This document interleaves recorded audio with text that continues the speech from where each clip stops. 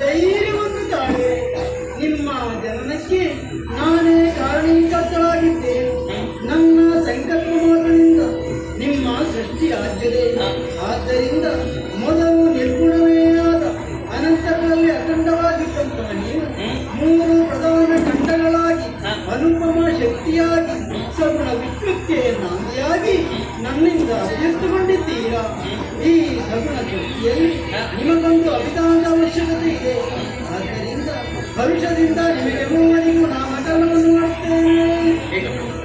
ಮಗನೇ, ಗೌರವದಿಂದ ಗೌರವಿಸುವಂತ ನೀವೇ ಬ್ರಹ್ಮ, ನೀರವನ್ನಿಂದ ಕೈಗೊಳಿಸುವಂತ ನೀವೇ ಸದಸ್ಯನಾಗಿ ಶ್ರೀಹರಿಯಾಗಿ ಮೆರೆಸುವಂತ ನೀವೇ ಮಹೇಶ್ವರ. ಮಕ್ಕಳೇ, ನಿಮ್ಮಿಂದ ಮುಂದೆ ಘನವಾದ ಕಾರ್ಯ ನೆರವೇರುವುದಕ್ಕಿದೆ.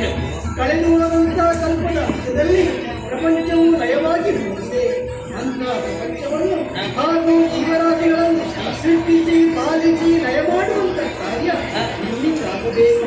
ಅದಕ್ಕಾಗಿ ನಿಮಗೆ ಕರ್ತವ್ಯಗಳ ನಿರ್ದೇಶನವನ್ನು ಮಾಡುತ್ತೇನೆ. ಮಗನೇ ಬ್ರಹ್ಮ, ರಾಜಸಗುಣವರಿತನಾಗಿ ಸತ್ಯಲೋಕದಲ್ಲಿದ್ದುಕೊಂಡು ಸೃಷ್ಟಿಯ ಕಾರ್ಯವನ್ನು ಮಾಡುವುದು. ಗಂಗ ವಿಷ್ಣು ಸಾತ್ವಿಕ ಗುಣವರಿತನಾಗಿ ವೈಕುಂಠದಲ್ಲಿದ್ದುಕೊಂಡು ಪಾಲನೆಯನ್ನು ಮಾಡುವುದು.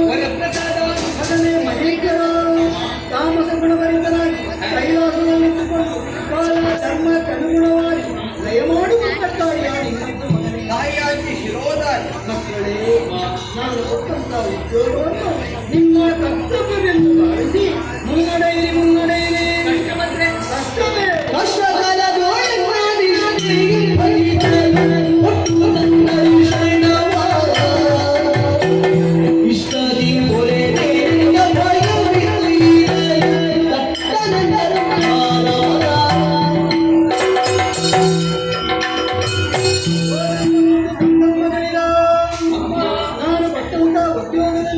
ಮುನ್ನಡೆಯುತ್ತಿರುವಂತಹ ಸಮಯದಲ್ಲಿ ಕಷ್ಟ ಕಾರ್ಪಣ್ಯಗಳು ಒದಗಿ ಬಂದಂತಾದರೆ ನೀವೆಲ್ಲರೂ ಭಕ್ತಿಯಿಂದ ನನ್ನನ್ನು ಬಯಸಿದ್ದೇ ಹೋದಾದಲ್ಲಿ ಕ್ಷಣ ಮಾತ್ರದಲ್ಲಿ ಪ್ರತ್ಯಕ್ಷವಾಗಿ ಅಥವಾ ಪರೋಕ್ಷವಾಗಿ ಬಂದು ನಿಮ್ಮ ಕಷ್ಟವನ್ನು